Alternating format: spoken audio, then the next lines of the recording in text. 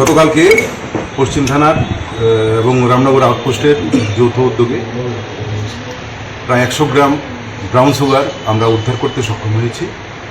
গোপন সূত্রে খবর ছিল যে এখানে একটা ড্রাগ হ্যান্ডওভার টেকেন ওভার হওয়ার চান্স আছে। সেই অনুযায়ী সেখানে পুলিশ সিভিল ড্রেসে এবং পোশাকে ছিল এবং সেই প্রোগ্রাম অনুযায়ী বরজলা টিআইটিসি অফিসের সামনে ও যখন ড্রাগসগুলি নিয়ে আসে তখন তাকে ধরা হয়।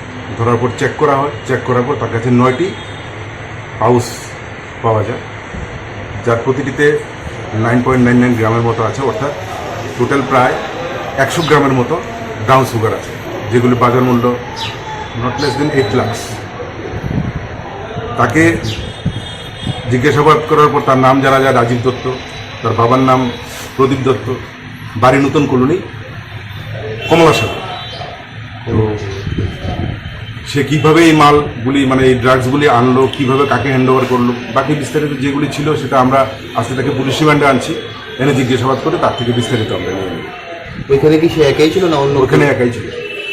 তার সাথে কি আর কেউ জড়িত আছে এরকম? এটা আমরা এখন মানে ইনভেস্টিগেশন এবং ইন্টারোগেশন এই দুটোর মাধ্যমেই পাবো। তার সঙ্গে কি কি পাওয়া যায়? একটি মোবাইল আছে, তার আই কার্ড আছে এবং বাকি ড্রাগস। তো সেই ড্রাগসগুলি কিভাবে ক্যারি করতেছিল? মানে একটা ব্যাগের মধ্যে ছিল।